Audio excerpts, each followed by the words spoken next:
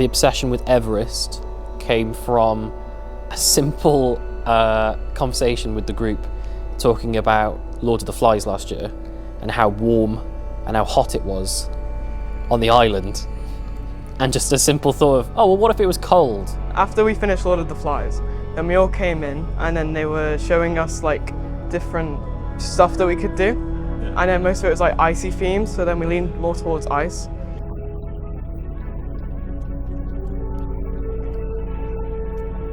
So then we started talking about cold places like Antarctica and mountains, and it literally just generated from there.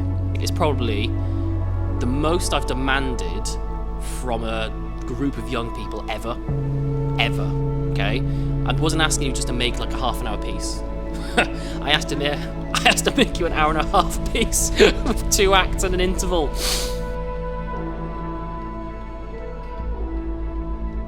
The group has always been established to be like a devising group.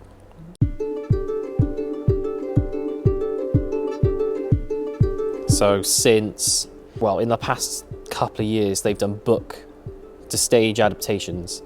So they understood the process of translation and adaptation, but could they do that with not an existing story, but something fictional?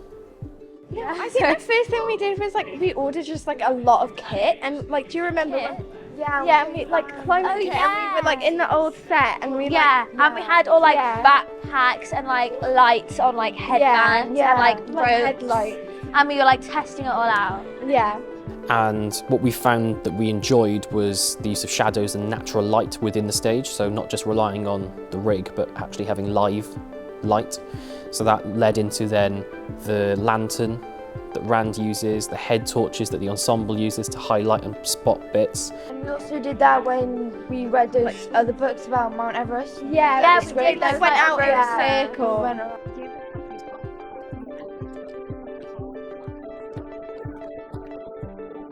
There's like 2 plays out there, and then they're more like documentary plays. Well, it's realism, but it's not. Oh, it's obviously not based on a true story. I think Because the theatre plays, those are based on true stories.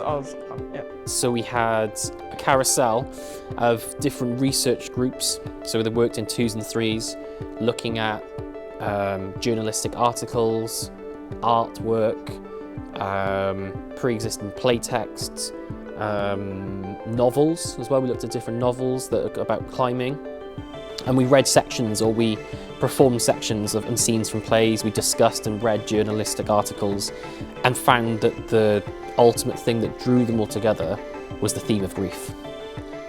So we discussed all this in such a mature and incredibly amazing conversation. I'm so pleased with what we came out with, and everyone agreed that our story needs to tie within this theme as well.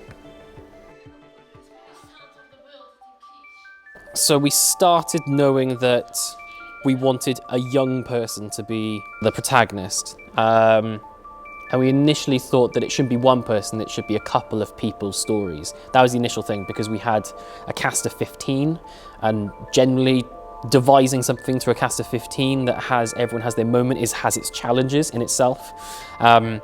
So we initially thought, what drives these people to climb? It was like write sticky notes. Yeah, we did. Sheet of what We had to describe, like, he gave us like a bunch of like things about our character, like name, age, what they do for fun, like hobbies, dislikes, likes, and why they were there and what they're like. Yeah.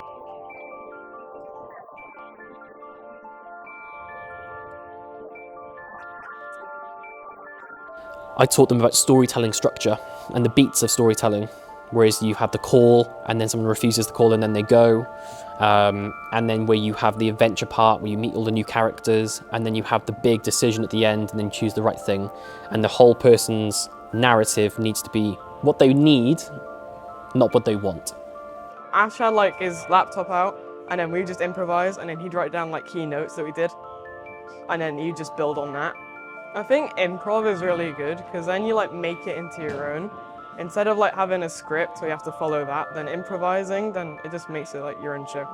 We did some non-verbal storytelling where we did the breakfast scene to start with, and that very first breakfast scene you see where Auntie Vic enters for the first time, then Mally comes in, and Aira comes in, and then they rush off.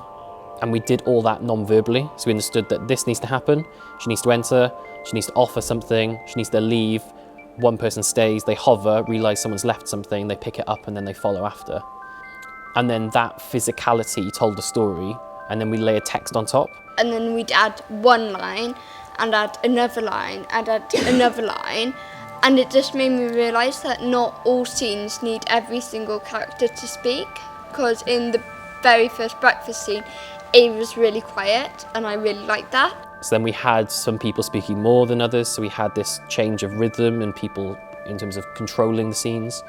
Once they physicalised their character, they started to understand who they were, and then the actions came naturally, and they didn't have to think about physically and texturally what's happening. They had to watch each other and really listen to each other in their movements before they had to speak.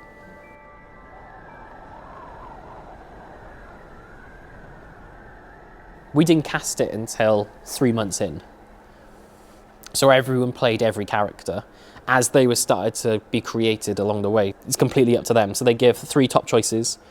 So they say, I want to be this person, if not this person, is this person. And then they each get a cast list and names of all the actors. And if it was just solely down to them, they would cast it. And then each person gives me their cast list and then their top 3 options. And then I condense and I see across the board who most of the cast feel would be great for certain characters. And you look at their top 3 and go, do you know what? That is their first. And about 2/3 of the cast believe it's going to be them. So chances are they're probably going to be that person. And I've done that for the last 4 years. And every single time the person is in their top 3, most people believe it's them. It's a really fascinating exercise that very democratic, and then they have much more control than me. No one can say. And you don't have to take responsibility. No one can say, Ash, why'd you cast that person? It wasn't me.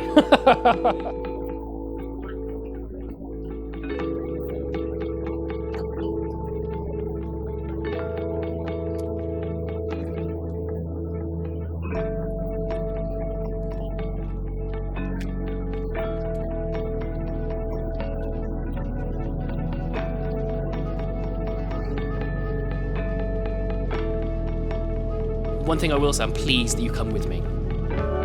Every year I go, we're going to do this, and you go, all right. I'm really pleased that you do that, so thank you.